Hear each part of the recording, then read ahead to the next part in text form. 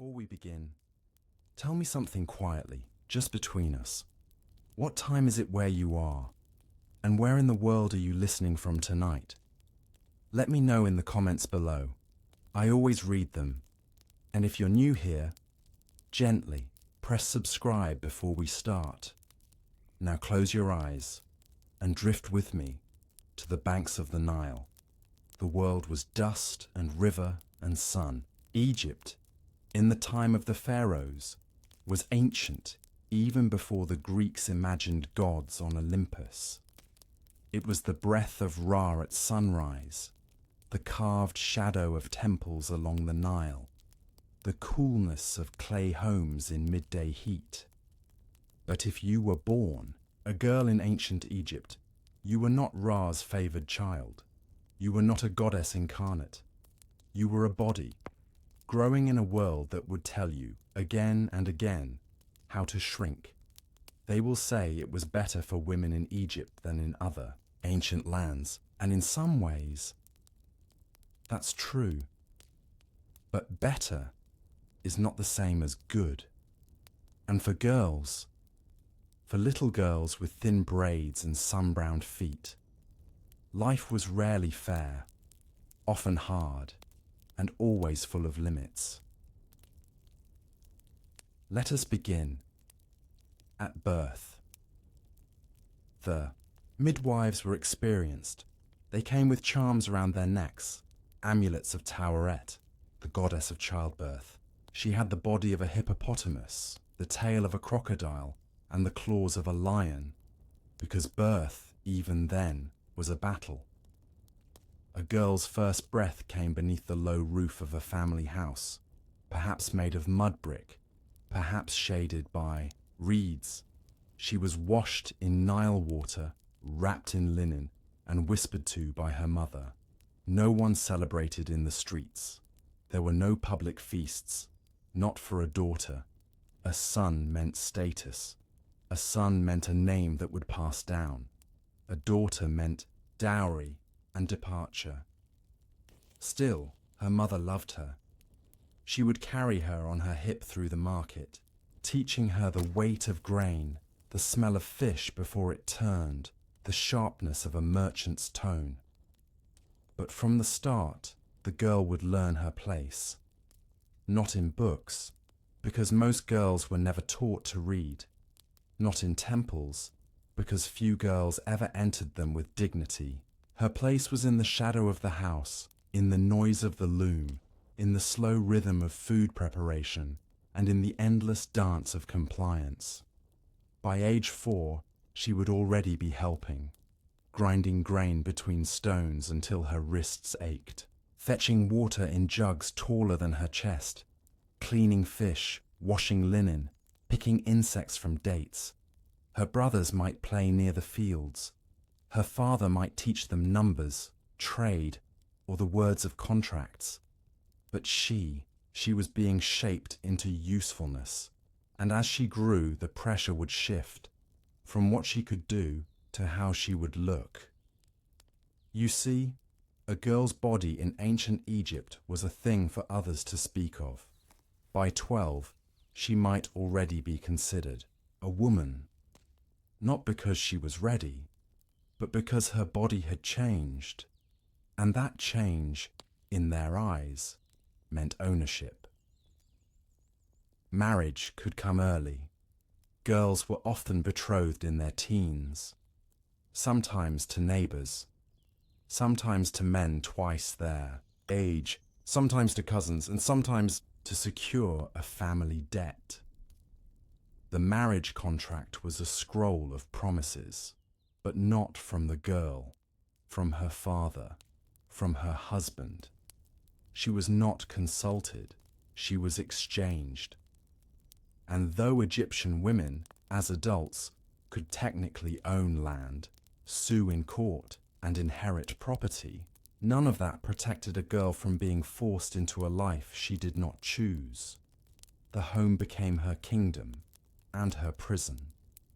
If she was lucky, she married a kind man. If she was not, she bore his children while enduring his rule. There were no police to protect her from cruelty, no divorce without resistance, and no voice, once silenced, that could rise without risk.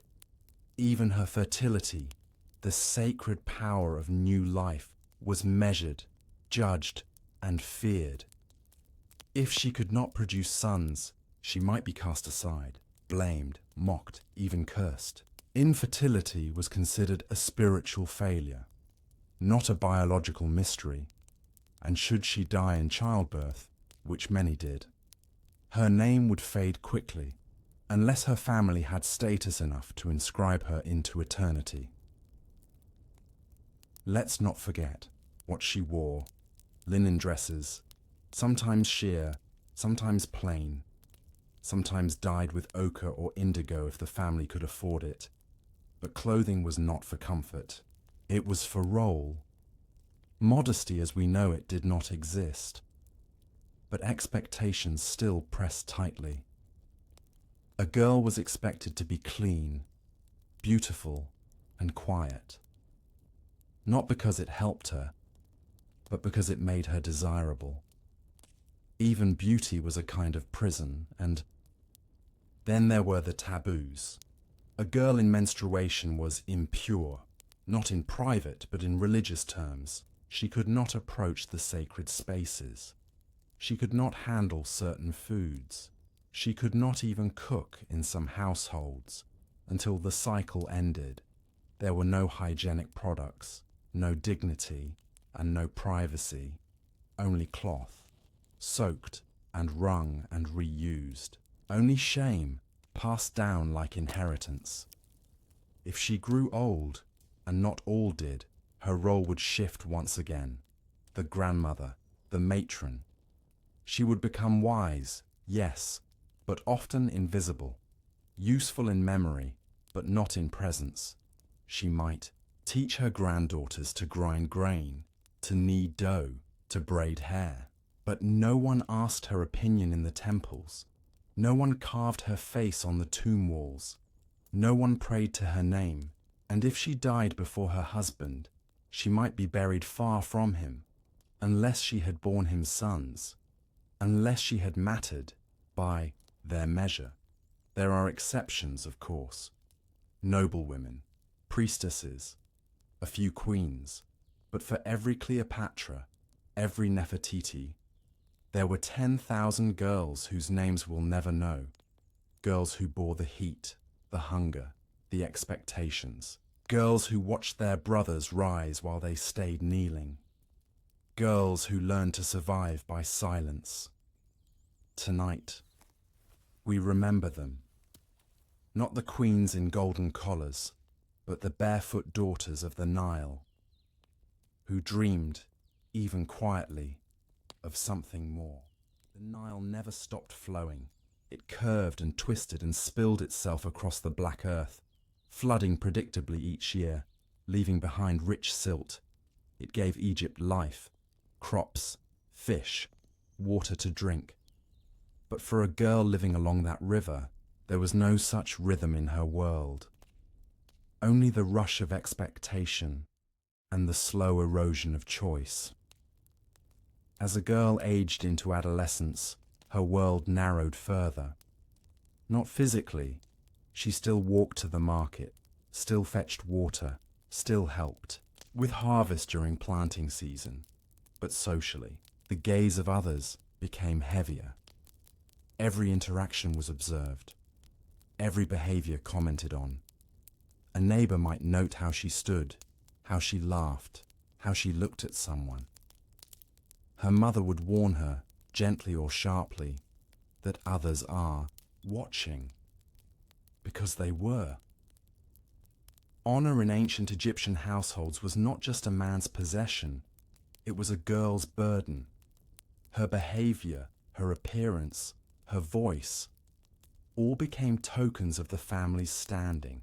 If she spoke too freely, if she was seen alone, if a man smiled at her too long, even if she had done nothing wrong, it could tarnish her family's name. So silence became safety. Modesty became armor. A girl's body was not her own. It belonged to the reputation of her bloodline, and as such, it was policed in quiet, invisible ways, through glances, reminders, rituals, restrictions. By the time she was 12 or 13, her menstrual cycles would begin, if they hadn't already, and with it came a quiet shift in how she was treated. In some households, she was celebrated in a small way, a sign that she could become a mother. In others, she was simply given more chores, more privacy from her brothers, more whispered warnings from older women, but no education. Because reading in ancient Egypt was a sacred skill, reserved for scribes, priests, and bureaucrats, and scribes were almost always male. The skill was passed down from father to son. Girls were excluded unless born into powerful households, and even then, rarely. A girl could learn to count. She might learn to recite household prayers, but to read hieroglyphs, to interpret scrolls, to write her name in sacred ink, almost never. So her story, her voice, was left out. Not because she had nothing to say, but because no one taught her how to say it in the language of eternity. And so her thoughts lived and died in her own mind. Her joys were shared only among other women, and her grief was softened with time, but never truly erased. If her father was a craftsman or labourer, she might help with his trade, braiding baskets, sorting clay, trimming papyrus reeds. She might earn small coins in market stalls or as a maid in richer homes. But her name would not appear on the record. Her work, while essential, remained invisible in the scrolls. And if her father died, then her world might collapse. A girl in a fatherless household had few protections. Her brothers might claim control. Her uncles might step in, not always kindly. She could be married off quickly, not for her benefit, but to reduce the burden of her mouth to feed. A child bride, in all but name. Some girls, in desperation, entered temple service. It sounds noble, and for a handful, it was. High status. Priestesses could command respect, especially in service of goddesses like Hathor or Isis. They dressed in linen robes, carried sacred objects, even presided over rituals. But for most, temple service meant ritual cleaning, cooking, washing idols, maintaining purity, living a life shaped by rules they never wrote. And if their purity was questioned, even falsely, they could be cast out, or worse. Then there were the entertainers. Some girls, beautiful and agile, were taught to dance, to sing, to play the sistrum, a sacred instrument. These girls performed at feasts, temples, and sometimes before the nobility. They wore elaborate eye makeup, jewelry, and transparent linen. Their movements were praised, their beauty admired, but they walked a narrow path. To be too graceful was to be watched. To be too admired was to be desired, and desire in ancient Egypt was dangerous for a girl. It could bring protection from a patron, or punishment from a jealous wife. Because in private, entertainers were not respected. They were whispered about, assumed to be loose, touched without permission, spoken of without care. And when they aged out of their beauty or bore a child they could not explain, they were often discarded, left to beg, to barter, to vanish. In some towns, girls worked as wet nurses. A noblewoman who gave birth might hire a common girl, young, strong, fertile, to nurse her infant. The wet nurse would feed the child with her own milk, while her own children, if she had any, were fed less. She was paid, yes, sometimes given shelter, but her body was seen as utility, her milk more valuable than her name. If she protested, she was replaced. And then there was childbirth itself, a terrifying, dangerous thing. Even experienced women, mothers, midwives, older sisters, could not guarantee safety. The tools were limited, the knowledge partial, the risks high. A girl giving birth could bleed to death, tear beyond healing, lose her child, lose herself. If she survived, she would be praised as strong. But no one would tend to the trauma. She would be expected to return to work, to household duties, to child rearing, while her body still ached, her mind still trembled. There was no postpartum care, no mental health understanding, only incense, ritual baths, and the endless sound of crying. And if she gave birth to a girl, then the cycle began again. Another daughter, another round of whispered judgment, another future shaped by others. And yet they endured, not just endured. They shaped Egypt in their own quiet ways, in food, in healing, in ritual, in tradition. The girls of Egypt, the ones history forgot, were the invisible architects of daily life. They ground the grain, kneaded the bread, raised the children, whispered the lullabies, carried the water, plucked the reeds, and stitched the linen. They cared for the dying. They buried the dead. They taught the next ones, and they did it all in shadows, never asking for praise, rarely receiving thanks. But even shadows leave traces. And when we study Egypt today, not just the tombs and pyramids, but the homes and markets and kitchens, we find echoes of those girls in worn tools shaped by small hands, in scraps of cloth mended with care, in the faint outlines of reed mats, woven in patterns passed down by memory. They were never pharaohs, but they made pharaohs possible. They were never scribes, but they whispered words into every child's first breath. And though their names were rarely written, their lives were never meaningless. We remember them now, not with grand monuments, but with quiet respect. For the girls of ancient Egypt, who bore the weight of a kingdom without ever being crowned. The Nile wind was warm. It carried the scent of wet earth, tamarisk trees, and the smoky trails of early morning fires lit in kitchen hearths. Somewhere, a rooster crowed lazily, and clay pots were lifted to lips. The city was waking. But a girl's day had already begun. She was up before the heat arrived.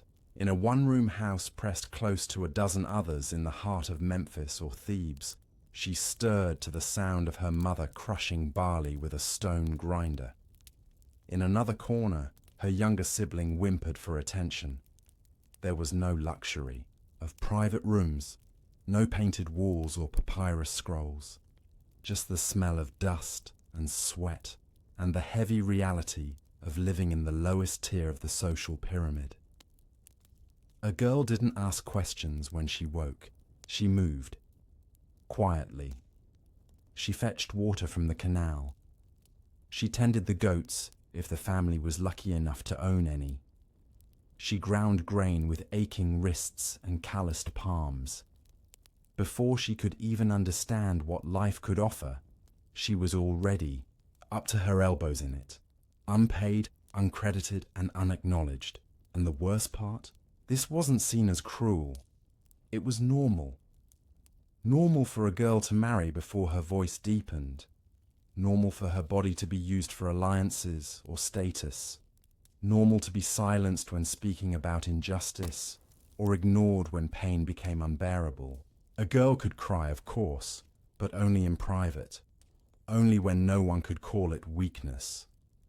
Some girls tried to bend the rules, to escape, to choose, but ancient Egypt was not built for that. It was built to last, not to change.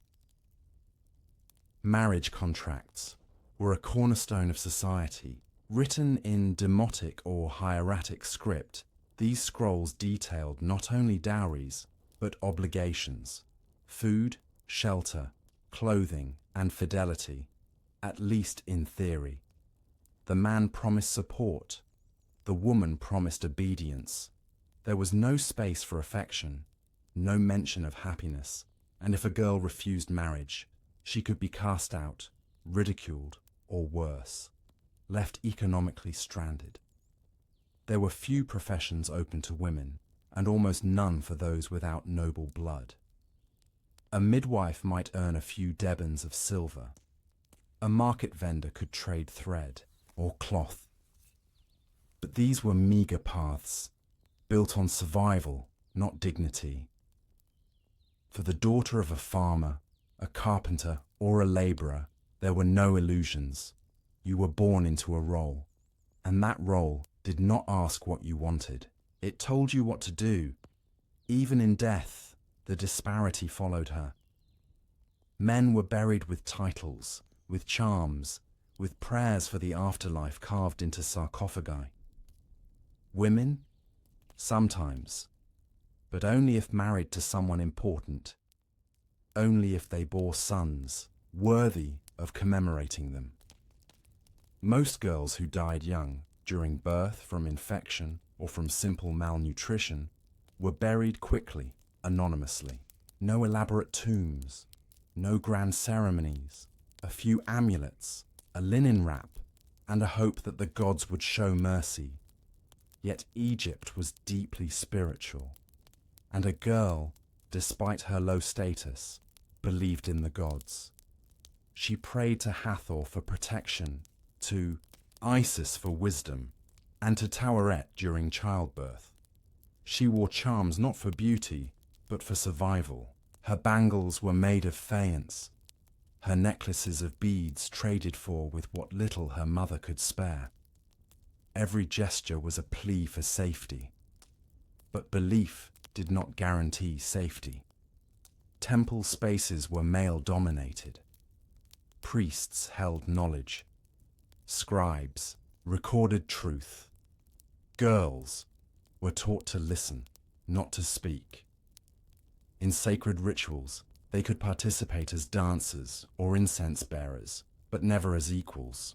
They touched the divine through indirect means, by cleaning its statues, by pouring libations, by serving those chosen to speak for the gods. What's worse, their bodies were treated like spiritual vessels, but only selectively. During menstruation, girls were labeled ritually impure. They could not cook for temple offerings. They were excluded from public prayer. In households, they were excused from chores, but not out of kindness. It was a superstition, not compassion. The blood was feared, misunderstood, stained with suspicion. There were no cloth pads, no baths drawn with essential oils unless you were rich. For the common girl, it meant staying home, folding old cloth, managing pain in silence, and returning to work the moment it ended, because no one asked if you were ready. And what of love? It existed, yes. Egyptians wrote poetry, left graffiti, with longing words, and composed love songs still studied today. But love rarely mattered in the life of a poor girl. Marriage was utility. Partnership was economic. A girl might admire the boy who helped her carry water or trade glances with a fellow servant during a festival. But this was dangerous. Her reputation could be ruined by rumor. She could be married off faster to preserve appearances. Her body, once again, used to protect her family's honor, not her own future. Even motherhood, perhaps the most celebrated role, was often brutal. A girl became a mother far too young, with no understanding of anatomy, no control over spacing, no guarantee of support. If her husband died, or abandoned her, or took another wife, she was left with mouths to feed and no legal recourse. Some mothers worked in spinning rooms or dye houses while carrying infants on their backs. Others left children with relatives to walk hours to sell grain in city markets. Every breath was survival. There were no weekends, no privacy, no choices, and if her child died, she mourned in silence. Loud grief was seen as weakness. Public wailing was reserved for funerals of men with titles. Her pain was buried under linen wraps and temple incense. Sometimes she burned a candle for her daughter. Sometimes she whispered her name into the Nile. Sometimes she carried the weight of loss in her bones for the rest of her short, hard life. There were exceptions: noble girls, royal daughters, priestesses of elite bloodlines. But even among them, freedom was limited. Royal daughters were political pawns, married to cement alliances, locked in palace chambers, paraded as symbols of dynasty. Their gold jewelry did not protect them from expectation. Their beauty did not insulate them from fear, and they were watched more closely than anyone. Every move was scrutinized, every word recorded. If they stepped beyond their role, they were punished, sometimes erased entirely from official histories. And yet, there is one truth that endures. Girls were the soul of Egypt's survival. They wove the linen, they planted the reeds, they taught the children. They passed down medicine, midwifery, myth. Their names may not fill the temple walls, but their fingerprints are in every home's hearth. Their lullabies are carved into the rhythm of the Nile's breath. Their sorrow, quiet, lifelong, shaped a civilization that never noticed their sacrifice. So tonight, as we drift through their world, we honor not the stone statues or golden masks, but the barefoot girls who carried Egypt forward. One grain of wheat, one moment of dignity, one whispered prayer at a time. Before we go further, take a breath. What time is it where you're listening? And what corner of the world are you drifting off from tonight? Let me know in the comments. I always check them. And if you haven't already, press subscribe softly so you don't miss the next slow journey we take together. Now close your eyes and we'll return to the soft breath of the Nile. The year is somewhere around 1250 BCE. Ramses II rules from the city of Pi-Ramesses. The temples of Karnak and Luxor shine beneath the Egyptian sun. Great statues are being carved from sandstone. Pharaohs are building legacies in stone. But in a quiet village downstream, far from the grandeur, a girl squats on a clay floor, smoothing wet mud over a cooking hearth. Her hands are raw, her feet are blistered, and her name will never be remembered. She is 14, maybe 13. She's already married to a man her father chose, a man twice her age, who once gave the family 2 sacks of barley, a goat, and an oil jug in exchange for her hand. There was no ceremony, no gown, no celebration, only a contract scratched onto papyrus, stamped with symbols neither she nor her mother could read. Her body has begun to ache in strange ways. Not from labor. She's used to that. but from the weight of things she doesn't have words for. Fear, confusion, discomfort, the heaviness of being wanted only for function, for fertility, for obedience. Each month she watches her body with suspicion. Will it bleed? Will it swell? Will it betray her into motherhood? Pregnancy isn't something she desires. It's something she braces for. The idea of carrying a child terrifies her, not because she doesn't love children, but because she has seen what it does. Her older cousin died giving birth at 15. Her neighbor's daughter lost her mind after delivering twins, and now sits by the river, muttering to birds. There are no doctors here, only midwives. They know the rituals, the herbs, the old words whispered during contractions. But they do not have medicine. They cannot stop the bleeding. They cannot fix a pelvis that breaks under pressure. They can only hope and pray and wash the cloths afterward. Still, it is expected. A girl becomes a woman not through voice or choice, but through childbirth. And if she cannot bear children, she is considered broken.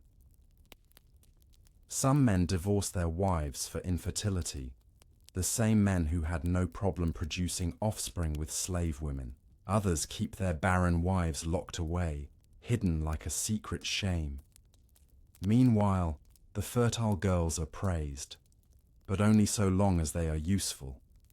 She watches her mother's hands, worn, wrinkled, moving without pause, grinding barley, heating flatbread, mending linens, stirring beer from dates and breadcrumbs.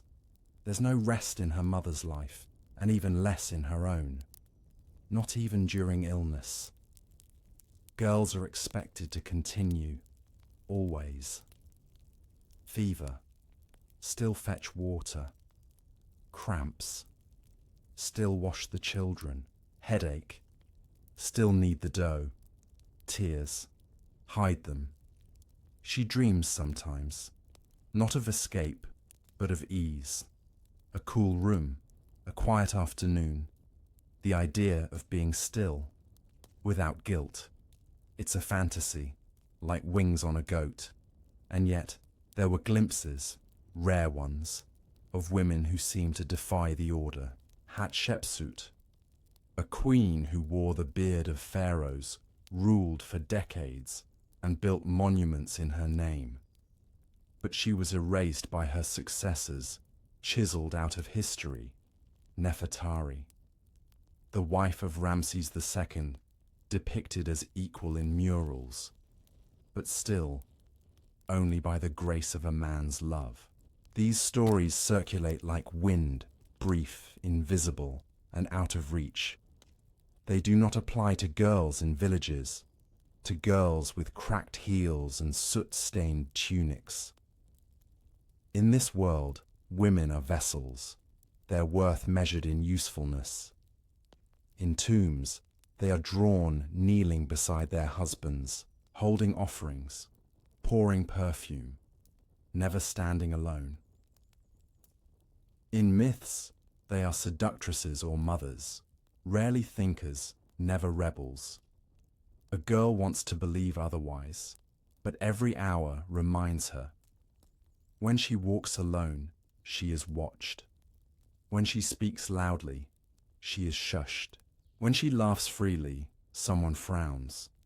Her grandmother tells her stories of a time when women were sacred, when goddesses ruled the sky and the moon bled with them. But even the goddesses had to suffer. Isis was betrayed. Hathor was tamed. Tawaret, the goddess of childbirth, was feared more than loved. Divine or not, women were expected to serve.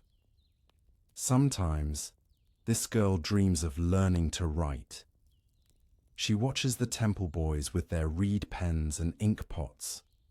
She tries to trace the symbols with her finger in the dust. But if she's caught, her father scolds her. "You don't need to read to make bread," he says. You don't need ink to raise children. But she wonders, quietly, what it would be like to write her own name. Not for praise, just to exist somewhere, because no one writes her name. Not on papyrus, not on stone. It lives only in voices, which fade too fast. When she falls ill, and every girl eventually does, she is treated with warm compresses and river herbs. If it's a stomach sickness, they say it's bad bread. If it's bleeding, they say it's punishment. If she screams in pain, they tell her to be quiet. The gods are watching, and when the pain stays for days, and the fever rises, and her eyes begin to dull, she's taken to a shrine, not for healing, but for forgiveness, because illness, like infertility, is often blamed on sin. There is no kindness in that moment, only incense, and the smell of failing breath. She survives, this time, but others don't. Girls die young here, from childbirth, from infection, from accidents in fields, from beatings, from hunger, and no one builds statues for them. Their names vanish with the wind, their stories go unspoken. But we speak them now. In this quiet hour, we let them live again for a moment, because they mattered, not because they were queens, but because they were daughters, because they were dreamers, because they were human. And being human in ancient Egypt was a burden heavier for girls. The sun sets behind the Theban hills, and somewhere a mother braids her daughter's hair, tells her to be careful, to be still, to be small. But tonight we let her be heard. We tell her story. We whisper her name, even if we never knew it. She was a girl in ancient Egypt, and her life was harder than history remembers. Somewhere the Nile carries the moonlight. Its slow ripple against mud banks is soft and patient, like the passing of time itself. The city sleeps, but the reeds whisper. And hidden among the papyrus marshes are the unspoken lives of girls whose names were never carved in stone. In ancient Egypt, everyone believed in order, Ma'at, the great cosmic balance that held the world in place. Kings ruled, scribes recorded, laborers toiled, and the gods watched. And in this hierarchy, women had their place. A girl knew this before she could form complete thoughts. She was taught not with words, but with gestures, not through scrolls, but through expectations. The order of the world told her she was secondary, second in inheritance, second in education, second in voice, and yet she worked first. Before the men rose, she had already lit the fire. Before the sun reached its height, she had fetched water, ground grain, and swept dust from thresholds that would welcome no guests. In the walls of her home, made of sun-dried brick and reed mats, she was everything: the cleaner, the cook, the caretaker, the consoler. But to the wider world, she was unseen. Let's step into her world more clearly now. Her house is one of hundreds in a labourer's district near a temple construction site. Her father works with limestone blocks. Her brothers carry tools. Her mother is silent and fast-moving. Her job, the girl's job, is to manage what remains, keep the fire lit, make beer from barley mash, braid rope, and care for younger siblings. She is only 10 years old, and already her life is predictable. At 13, she will be promised, not asked, not courted, promised by contract. Her father will sign or maybe only speak the agreement aloud in the presence of witnesses. There may be no record, just a shared understanding. Her husband might be 20 or 30 or older. No one asks how she feels about this. There is no concept of consent as we understand it today. A girl's silence was her only form of permission, and silence was expected. On her wedding day, she won't wear white. She'll wear clean linen if possible. A necklace of beads, perhaps gifted by her mother or an aunt. Her hair will be braided, her hands washed, her eyes downcast. There will be no music, no feast unless the family can afford one.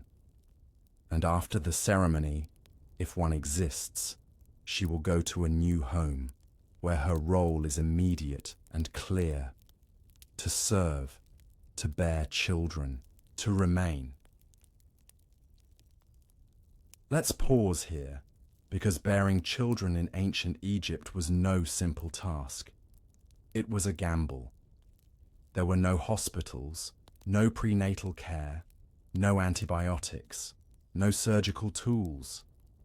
Midwives helped, wise women with experience and rituals, using honey, salt, incense and prayers to the goddess Taweret or Bez. They squatted beside the labouring girl on bricks, literally known as birth bricks, to support her knees as she pushed. They chanted, they rubbed oil, they begged the gods. But when labour went wrong, when the baby was stuck, or the bleeding wouldn't stop, or the girl screamed until her breath was gone, there was little anyone could do. Some mothers died within hours. Others were left with injuries they never recovered from, torn muscles, permanent pain, or shame. Because injury was sometimes treated like failure. If she could not birth again, she might be cast aside. Her husband might take another wife. Her role, already fragile, would be diminished further. And still, even if she survived, life did not become easier. A girl who became a mother was expected to mother without pause. Nursing, cleaning, feeding, teaching, all without formal rest. There was no maternal leave, no support network beyond other women in the household, if she had any. If her husband was kind, he would not interfere.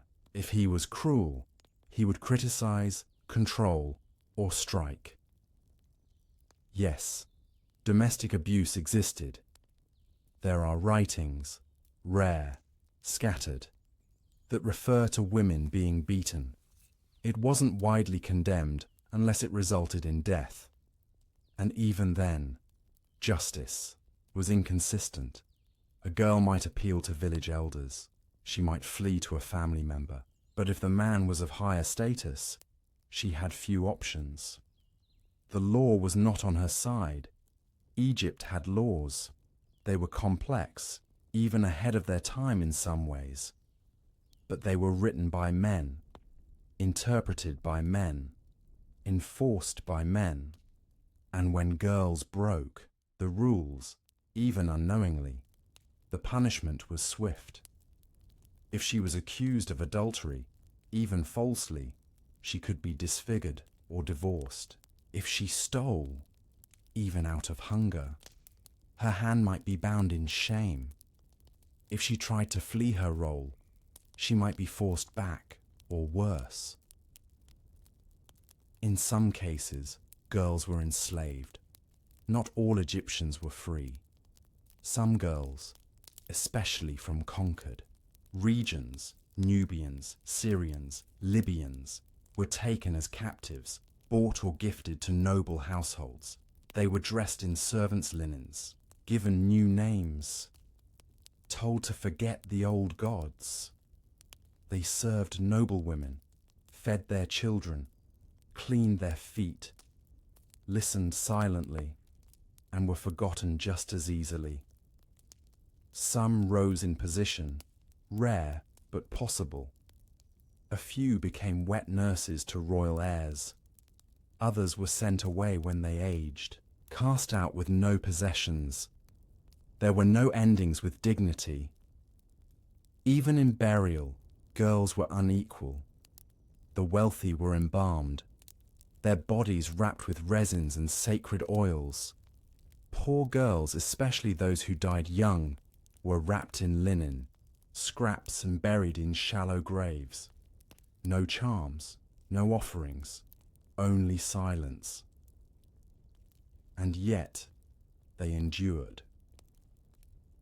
In the humblest homes, girls still sang to their infants.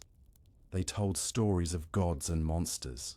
They whispered wisdom passed down from grandmothers. They found joy, fleeting, quiet, in friendship, in laughter, in the cool splash of river water at dusk. Sometimes they carved tiny drawings on potsherds, a flower, a bird, a name, there. Rebellion was subtle, learning a song in another language, hiding a papyrus scrap, teaching their daughters how to stitch, not just serve. In the quiet spaces between the official history, they lived, not as queens, not as priestesses, but as girls. Girls who survived, girls who dreamed, girls who hurt. And tonight, as the Nile continues to whisper under the stars, we remember the weight they carried, the beauty they created, the pain they bore, the dignity they held without reward. For every girl whose name was never written, we write it here in silence. The stars flicker faintly above the sleeping city of Thebes. Smoke from the last evening fires curls gently into the dark, and somewhere near the reed-clustered edge of the Nile, the water continues its quiet conversation with time. The moonlight touches rooftops, catching glimpses of slanted mud brick homes, uneven alleyways, baskets left hanging overnight, and sandals forgotten near doors. But deeper inside, in the cramped corners of ancient homes, lies a silence much older than this, night. A silence that belonged to girls who were not taught to speak, not because they lacked the desire, but because the world didn't ask.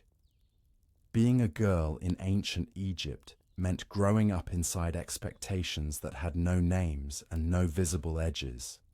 It meant becoming useful before becoming aware. It meant shaping your hands to the rhythm of labor before they even finished growing. Let's sit beside one such girl again. She is 11, maybe 12. Her limbs are lanky, her thoughts often private.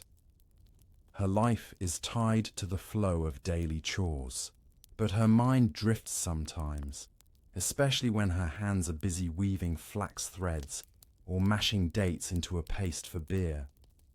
She wonders what's beyond her home, not just in miles, but in possibility. Can she ever leave? Could she ever learn to write like the boys in the temple school? Could she ever speak her thoughts aloud without being hushed? But she knows the answers. They're woven into her days. No, not likely. Not unless someone gives her permission. And even then, it would come with a price.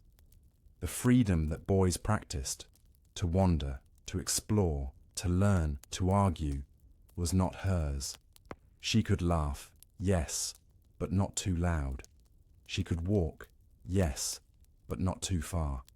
She could think, yes, but not too freely. And when her body began to change, so too did the world's view of her. Suddenly, she was no longer just a daughter. She was a future wife, a future mother, a symbol of family reputation. She was watched more closely, corrected more sternly, and at times ignored more deliberately. Because her thoughts were becoming dangerous, not because they were rebellious, but because they were real. It was easier to pretend she didn't have them. In temples, the hieroglyphs told grand stories of gods and kings, Osiris, Horus, Ra, men who ruled with might, judged with wisdom, and punished with fire. Even the goddesses, powerful as they were, served in ways that mirrored the roles of women on earth. Isis, the grieving wife; Hathor, the mother; Taweret, the protector of the womb. Each divine figure reflected what society demanded from its girls: loyalty, sacrifice, fertility. Girls prayed to these goddesses, not to gain power, but to survive. In the market, she saw noblewomen wrapped in fine linen, gold bangles clinking softly with each step. She watched them ride in shaded litters, eyes hidden behind dark kohl. But those women were rare, and their luxuries came with restrictions of their own. For the daughter of a craftsman, or a butcher, or a field worker, life was far less adorned. Her tunic was plain, her sandals were patched, her jewelry, if any, was made of bone or fired clay, and her time was never her own.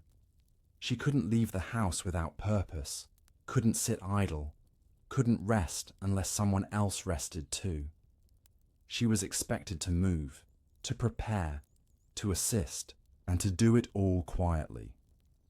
In many homes, the girl also became a caretaker, not just to her siblings, but to aging parents or sick relatives.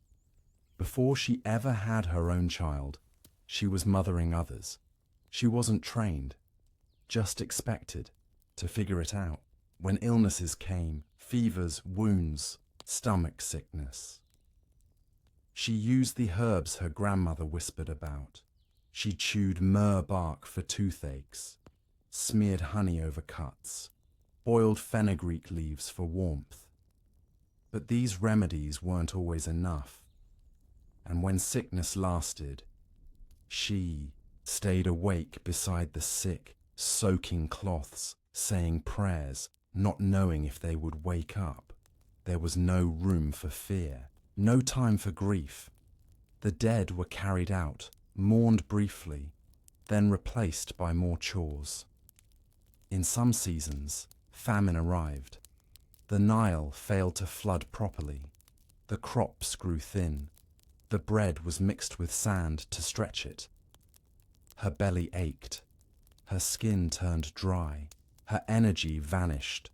But she still worked. No one excused her. No one slowed down. During these times, families sometimes had to make impossible choices. Which child ate? Which one received new shoes? Which daughter was married off sooner? To reduce the mouths at the table. It was not out of cruelty. It was desperation. Even in cities like Memphis or Heliopolis, where the streets were louder and life seemed fuller, the girl's role did not change. She might have been brought to serve in a larger household, as a wet nurse, a housemaid, a cloth dyer, a servant to a merchant's wife. Her name might never be spoken. Her wages, if any, would go to her father. Her evenings would end in silence, curled up beside other servants, the smell of dye still on her fingers. Some girls were taken to temples as servants to the gods. There, they cleaned the statues, carried incense, prepared offerings. They were told this was an honor. And in some ways, it was safer than marriage. But it was also a kind of cloistered life, controlled by temple elders, ruled by ritual. Her hair might be shaved, her clothes simple, her contact with the outside world limited. She might never see her family again, never hold her own child, all in service of the gods, who remained silent. And yet, despite all this, girls carried the rhythm of the land forward. They sang while grinding wheat, whispered stories into the ears of babies, painted their eyes with soot and oil, not for beauty, but for a sense of power. They found pockets of joy where they could, a moment of laughter between chores, a shared fig beneath a tree, a prayer whispered to a goddess who maybe, just maybe, was listening. Some girls grew to find strength in routine. Others found quiet rebellion in thoughts they never shared. And when they aged, if they made it past 30, which many didn't, they became the ones who taught. They showed younger girls how to weave faster, how to mend without wasting thread, how to bargain with merchants, how to hide pain without looking weak. They passed on survival, not dreams, but skills. And in this, they created something powerful, a hidden legacy, a thread that runs beneath the great monuments, beneath the papyrus records, beneath the golden masks, a thread of resilience. Tonight, we sit with that thread. We trace it back. We honor it. Not because history remembered these girls, but because it didn't. Their stories are the ones that matter most, not carved in stone, but carried in hands, in hearts, in hushed voices across time. In the heat of an Egyptian afternoon, when even the lizards pause beneath stones and the wind carries the smell of dust and sweat, a young girl sits behind her home, stitching a torn shawl. Her hands are nimble, her face is still. Her back is already curved from years of bending toward tasks no one will ever thank her for. She doesn't speak. She listens to the rhythm of footsteps on hardened earth, to the snorting of donkeys being led to market, to the distant chanting of a funeral procession. Death in Egypt is never far away. It is a constant shadow, not always feared, but always felt. And for girls, it sometimes comes even before old age can arrive. But this is not a story of dying, not yet. It is a story of living, of surviving, of enduring the slow erosion of self that comes from being born into a role you never asked for. Because in ancient Egypt, girls were not taught to dream, they were taught to endure. From the first time they could carry water without spilling it, they were expected to contribute. From the moment they could knead dough without help, they were considered useful, and usefulness was the closest thing to value. A girl might rise early, before the roosters call, and begin her day preparing the morning bread. She would grind the emmer wheat between two stones, her arms aching, the chaff clinging to her arms. Then she would mix the flour with water, shape it into flat loaves, and place them in the clay oven, the heat stinging her cheeks. No one would praise her. This was expected. By midday, she'd be scrubbing linens in river water, slapping them against flat stones while the current tugged at the edges of her dress. She would haul water jars on her back, feed the goats, sweep the yard. And through it all, she would be watched by her mother to ensure she worked properly, watched by neighbors to ensure she behaved modestly, watched by men to assess her future worth. Even her silence was interpreted. A girl who spoke too much was troublesome. A girl who laughed too loudly was inappropriate. A girl who walked confidently was called proud. So she learned to walk lightly, to keep her eyes down, to smile politely, never too long, and always, always to apologize first. When it came time to menstruate, there was no celebration, only whispered instructions, old cloths set aside. Her chores did not lessen, Only her discomfort increased. There was no understanding, no discussions of biology or health, only vague warnings, and the unspoken rule, never let anyone know, because bleeding made her impure. In the temple, she would be turned away. Even at home, she might be expected to sleep separately. This was her entry into womanhood. She would now be watched more carefully. No longer just a child, but a potential womb. Every move mattered more. In some households, especially among the elite, marriages were arranged even before a girl began to bleed. She would be promised to a man she didn't know, her dowry agreed upon in grains, goats, or linen bolts, and once married, her world shrank. She might move into a larger house, but her freedom would lessen. She would be judged by her ability to bear sons. Her daily work would remain, but now with added pressure, to care for her husband, to manage the household, to keep the family honor intact. If her husband took another wife, or a concubine, she could not protest. If he left her, she might be allowed to return to her family, if they would take her. And if she died in childbirth, there would be no inscription, no epitaph. Only another girl taking her place. But beyond these patterns, there were deeper wounds, the emotional kind.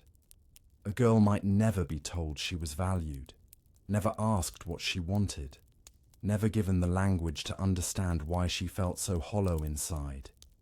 She would cry sometimes, in private, and not know why. Feel fear, and be told she was weak. Feel anger, and be told she was possessed.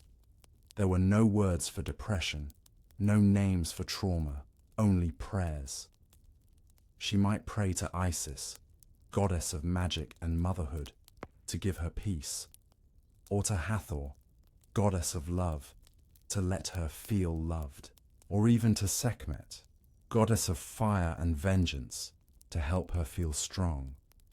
But most often, she prayed with no expectation, only habit, only hope. And yet among the silence, there were moments of connection, small rebellions. An older sister, who taught her how to draw birds on the wall with ash. A cousin who helped her stitch a pouch and told her to keep secrets inside. A grandmother who whispered stories of powerful women long forgotten. Stories of priestesses who led rituals. Of healers who knew herbs no man understood. Of girls who danced at festivals and were briefly free. These were not enough, but they were something. She clung to these stories. They reminded her that other lives were possible, even if only in memory. Sometimes she imagined escaping, not running away, but slipping quietly into another life, becoming a healer, a storyteller, a scribe.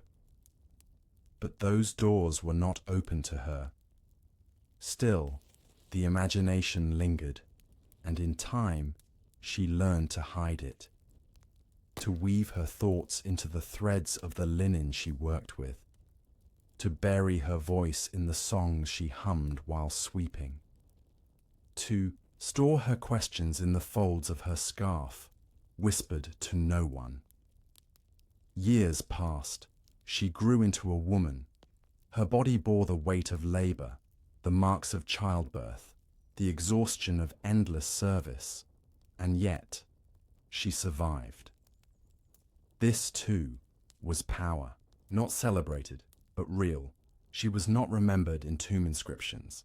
She left behind no scrolls, no jewelry etched with her name, but her life echoed in the children she raised, in the bread she made, in the floors she swept clean. She existed. She mattered, not because history recorded her, but because her presence shaped the world around her in quiet, lasting ways. And so tonight, as you drift towards sleep. Think of her, of all the girls whose lives were erased before they were written, of their strength, their sorrow, their silence. Let them be heard. Here, in your breath, in your stillness, in the night. The sun has long since fallen beneath the desert horizon, and the hush that follows is deep and warm, like linen folded over a sleeping child. In this stillness, the cities of ancient Egypt rest: Memphis, Thebes, Amarna, their alleyways, empty, their fires burned low, their people caught in the gentle rhythm of sleep. But not all are asleep. Some girls lie awake, not because of noise, not because of dreams, but because sleep doesn't always come easily to the overburdened. Their bodies ache from fetching, carrying, crouching, lifting, and their minds continue, quietly, retracing every word they didn't say, every task they didn't finish, every moment they wish could have gone differently. In ancient Egypt, even in its grandest periods of prosperity, under the golden rule of Thutmose III, or the mystic changes of Akhenaten, or the glittering tombs of the 18th dynasty, girls were never at the center of the story. They were, at best, side characters, at worst, invisible. Society made careful space for boys to grow into roles. A boy could learn a trade. He could be sent to learn hieroglyphs in scribal schools. He could become a priest, a soldier, a craftsman, even a merchant if he was clever. For a girl, there was no curriculum, no apprenticeship, no path forward, except the one already laid out for her, narrow and inescapable. From childhood, girls were excluded from formal education, not because they weren't capable, but because they were not considered a priority. Scrolls were expensive, teachers limited, and investing in a girl's learning brought no visible return to the family. Instead, she was taught informally, by watching, by doing.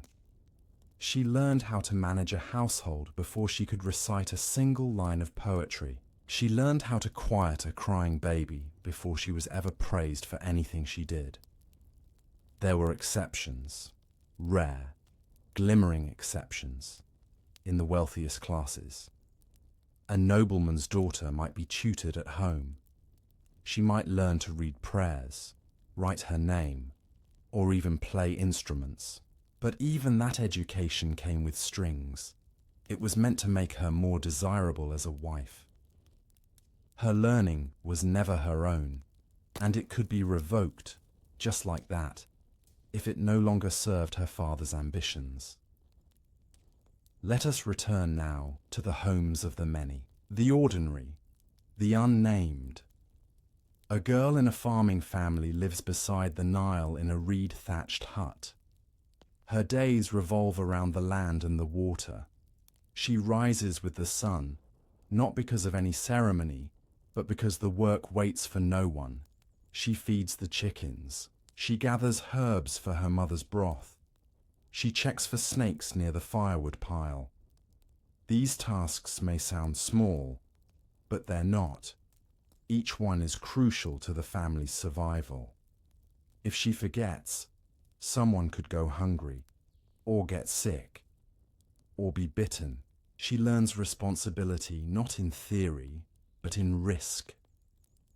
When the harvest season arrives, usually around mid-July in the Egyptian calendar, she joins the others in the field, not to lead, not to measure, but to carry, to gather, to follow. She walks barefoot behind the oxen, brushing straw from the earth, swatting at flies, enduring the midday heat without complaint. She's too young, maybe, but that doesn't matter. The land doesn't ask her age, it only asks for her hands. In the evenings, when the labourers return, the home becomes crowded with motion. Her brothers stretch. Her father removes his sandals, and speaks of the day's yield. And she prepares the meal, refills the water jars, and sweeps the floor while the men eat. She eats last. Always last. Not as a punishment, but as a rule. In Egypt, the household hierarchy was a quiet but rigid force. The father was the authority. The mother was the keeper. The sons were the heirs. The daughters were the labor. They were not hated. They were not unloved. They were simply expected to serve. This pattern followed a girl wherever she went. Even in religious life, which often promised closeness with the divine, girls found the door only half open. Temples were not places for ordinary girls.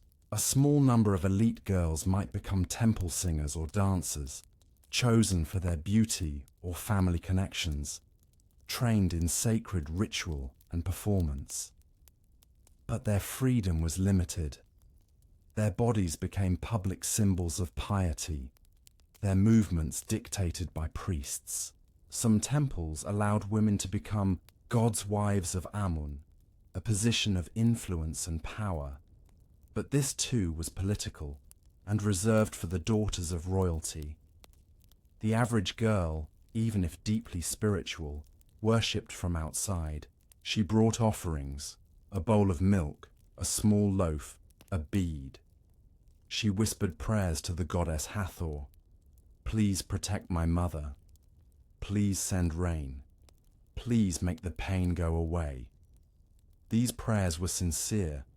They were also unanswered more often than not, and when tragedy came, as it often did, it was girls who bore the brunt.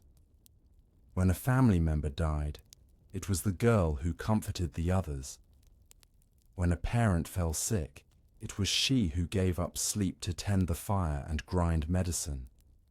When there was no food, she would be the first to pretend she wasn't hungry. She did not complain. Not because she lacked the words, but because complaining changed nothing. Her world did not reward protest. It rewarded endurance. And so, she endured. Some girls married early and bore children of their own before their bodies were ready. Some died in childbirth, alone, quiet, buried in the sand without a name. Some lived into middle age, hardened by time, hunched from years of labor, their skin marked by the sun. They were respected in their communities, not for who they were, but for what they had done. They had outlived their usefulness, perhaps, but they were still useful. They could now teach, and so the cycle repeated. Girls teaching girls how to serve, how to survive, how to stay silent, and yet there were glimmers, always glimmers. A fragment of a poem carved on pottery, signed by a girl's name. A mirror buried with a young woman, suggesting she once looked at herself with care.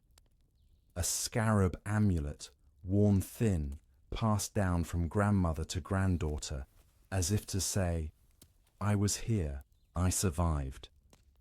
So can you. Tonight, that memory drifts through the air like incense. Not heavy, not loud, just present. The girls of ancient Egypt, the ones forgotten by scrolls and scholars, deserve to be remembered not just for their suffering, but for their subtle power. They kept homes running, they nurtured, they protected, they held memory quietly. And now, in this moment, they are no longer invisible. Their lives, though marked by hardship, mattered. Their stories, though buried in sand, are now part of the night. Morning breaks gently over the delta. The air is still cool, but the promise of heat already hangs on the horizon. In a village just north of Bubastis, the first clatter of work begins. Wooden sandals slap against packed earth. Chickens rustle in reed pens. A clay jar tips, water spilling softly onto dry stone. And in the middle of this slow-motion storm of activity is a girl, maybe 13, maybe younger. She doesn't count her birthdays. They're not marked, not celebrated, not like the birth of a male heir, which would have warranted a feast, gifts, perhaps even the hiring of musicians. For her, life doesn't revolve around milestones. It revolves around thresholds. The first time she bled, the first time she carried water alone, the first time someone told her she would be married. That's how time passes for girls like her, through changes that aren't hers to choose. Her name won't be written anywhere. Not in temple records, not on the walls of tombs, not even on scraps of old papyrus, but she exists fully, in action, in burden, in care, and she exists within a system that doesn't ask who she is, only what she can do. That morning, her tasks begin before the sun clears the tree line. She mixes dough for the first loaves of the day. She sharpens a bundle of rushes to use as brooms. She wipes soot from the family shrine with a corner of her tunic. No one tells her to do these things. She just knows. It's expected, like breath, like sunrise. There is a myth, long whispered in the temples, that ancient Egypt treated women better than other ancient cultures, that girls were equal, that they could own land, inherit wealth, initiate divorce, run businesses, and on rare occasions, yes, this was true, but only for a very small few. The wife of a scribe, the daughter of a noble, a widow with no sons, for the majority, the daughters of potters, bakers, fishermen, labourers. There were no contracts, no scrolls with signatures. There was just work, and obedience, and silence. Let's walk now through a street in Memphis, stone-lined, dry, narrow. Women lean from upper windows, pouring rinse water into the road. Boys chase each other with fish bones, their laughter sharp in the dust. But girls are not playing. They're busy, balancing baskets of lentils, sweeping sand from thresholds, calming infants slung over their hips. A girl is not idle here. If she is, someone will notice, and to be noticed is dangerous. Attention for a girl is rarely a blessing. It brings questions, accusations, expectations. If she smiles too much at a neighbor's son, scandal. If she walks alone too late in the day, suspicion. If she seems too clever, gossip. So she walks the line. Too little emotion, and she's called cold. Too much, and she's called improper. Even her body is not her own. If she's thin, she's weak. If she's strong, she's unfeminine. If she matures early, she becomes an object. If she doesn't, she's whispered about, and she knows this. She adjusts. She makes herself small but not invisible, present but not loud. She learns to fold into the spaces where no one looks too closely. Inside the home, her world is rigid but familiar. She knows which herbs soothe stomach aches, which stones spark fire, which tone of voice her father uses before he gets angry. Outside the home, it's more dangerous. The marketplace teems with risk, not just of theft, but of judgment. There are men who smile too long, traders who touch arms when handing over change, eyes that follow her as she walks away. Her mother warns her, don't meet their eyes. Don't speak unless spoken to. Keep your scarf tight. And yet, she must go. She must fetch things, deliver things, help. There is no luxury of protection. Even religion, that sacred, comforting institution, carries weight for her. At festivals, she may dance, but not too freely. At ceremonies, she may pray, but never lead. She is the audience, never the speaker. She is told the gods listen to her prayers, but when misfortune comes, when her brother falls from a roof, when her uncle dies from a snake bite, when her mother bleeds too long after childbirth, she is not allowed to ask why, because the gods have a plan, because fate is written, because that is life. Her pain is explained away, but never healed. She watches her older sisters become wives. They change quickly. Their eyes grow tired. Their hands roughen. Their laughter fades. Marriage is not always violent, but it is always demanding. There are duties, schedules, pregnancies, losses. Some sisters carry stillborns. Others die in labor. Some are married to men twice their age. Others to cousins. None by choice. Marriage for her is not love. It is transaction. She knows this. She has seen it, and so she dreads it, but says nothing, because to speak is to risk shame, and shame in her world is heavier than truth. Sometimes she dreams, not in the way we understand dreams, not castles or riches or escape. Her dreams are simple, a small room of her own, a morning without pain, a husband who doesn't strike, a child who lives. These are the grandest things she dares imagine. And in this way she finds peace, not through hope, but through endurance. She continues, and over time, this endurance becomes her quiet strength. She learns to teach others, younger girls, cousins, nieces, how to fold cloth without creases, how to recognize spoiled grain by smell, how to keep from crying when punished. She becomes a guide, not because she knows everything, but because she has survived. That becomes her power, her quiet gift. And in this act, this passing on of wisdom, a legacy forms. It's not carved in stone like the names of kings. It's not painted in tombs like the victories of generals. It's not recorded on papyrus like the prayers of priests. But it is real, and it lasts. A whispered piece of advice, a hand on a shoulder, a shared look of understanding. In these small acts, girls held each other up. They were not celebrated for it, but they endured because of it.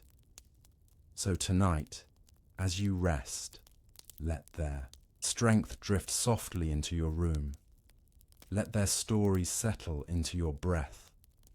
Let their resilience carry you gently into sleep, because their lives, though hidden, mattered, and they echo still in every quiet strength that goes unnoticed. There is a quiet weight to tradition, not the kind held in scrolls or pronounced in ceremonies, but the kind passed silently, hand to hand, like a hot coal no one dares drop.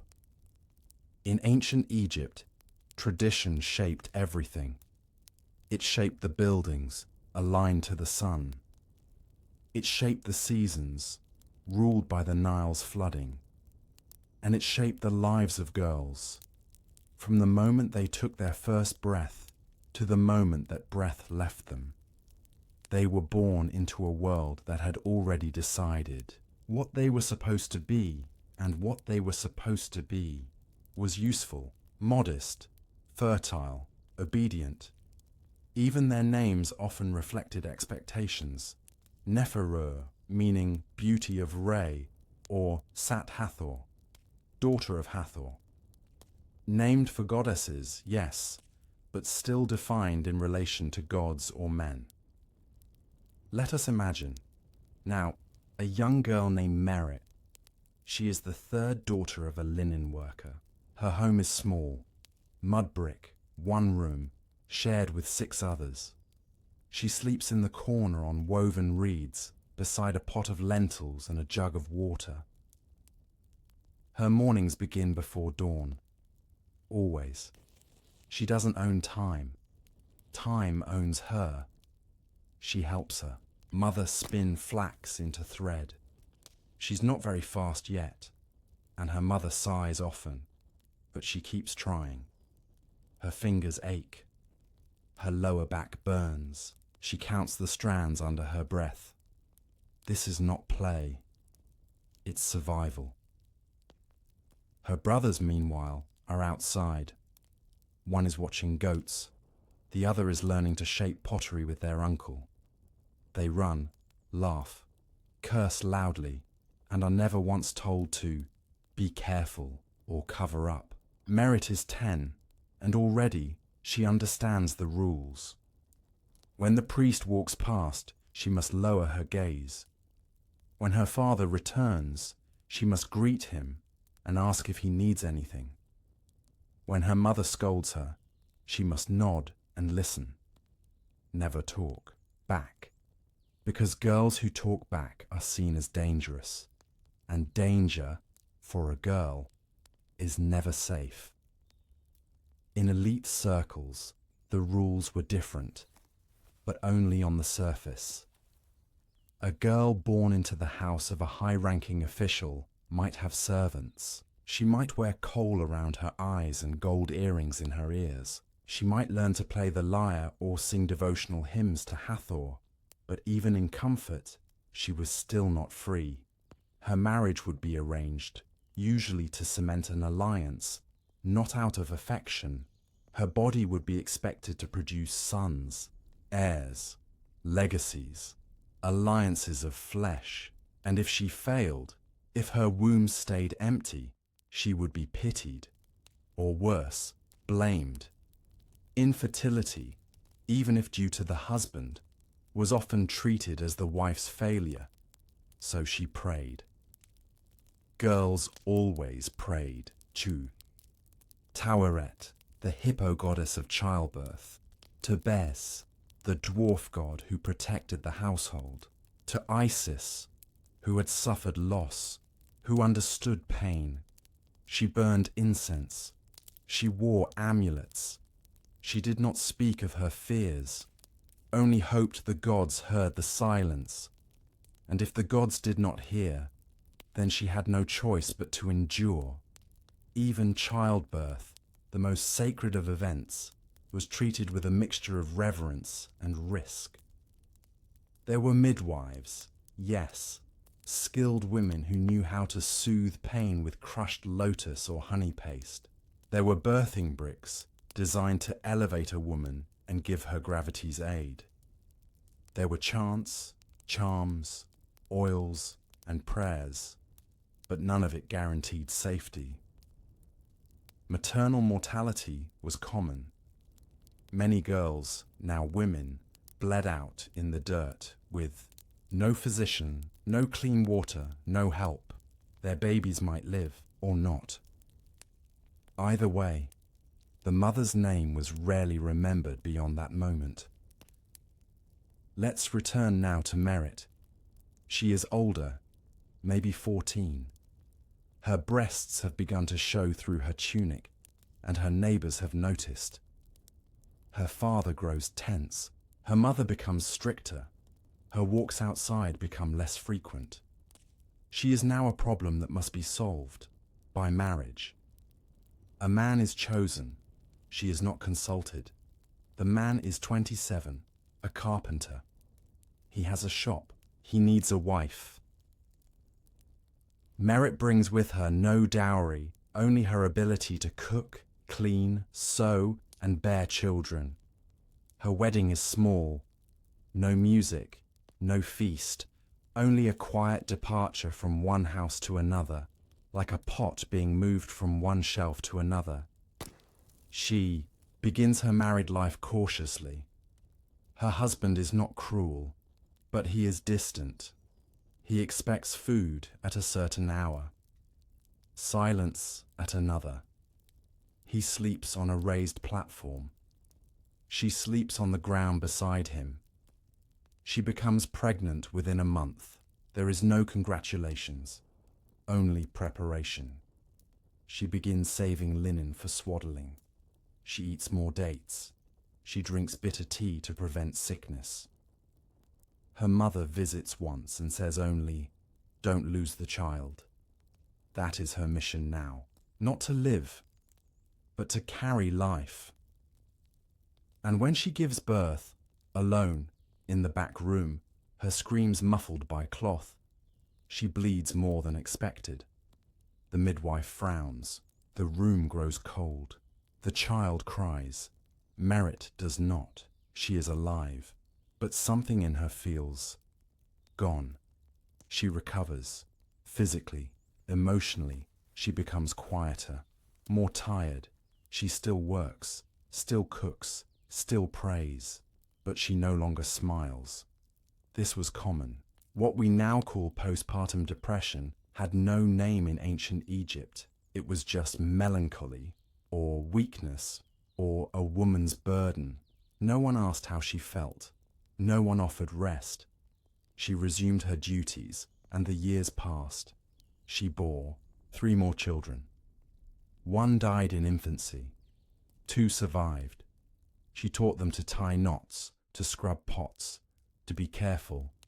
And one night, perhaps years later, she sat outside under a sky full of stars and whispered to herself, "I wonder what I could have been." No one heard her, but the words mattered, because in that single whisper, she named something millions of girls have felt across time.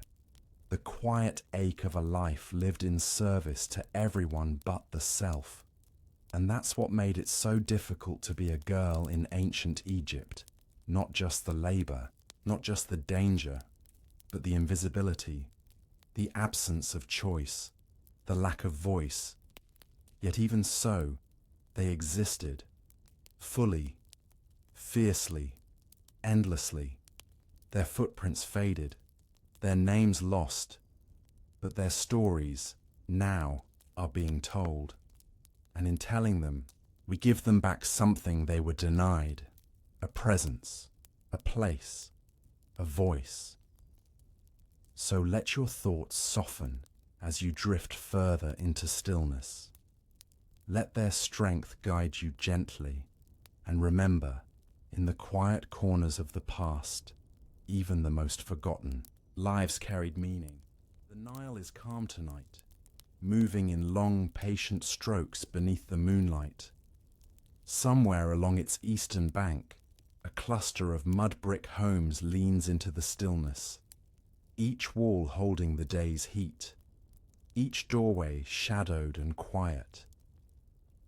Inside one of those homes, an older girl, maybe 16, finishes combing her sister's hair. Her hands move automatically, carefully untangling strands with fingers calloused by time. She doesn't speak. The younger girl doesn't either. They've done this many times. This is how girls passed time.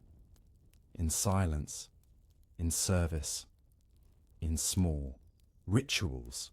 But no one called it a ritual. No one called it anything. It was just the expected rhythm of life.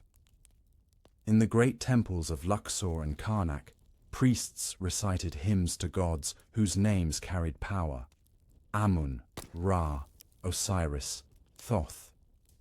But in these quiet homes, girls like these performed unrecorded acts of devotion, not to gods, but to survival.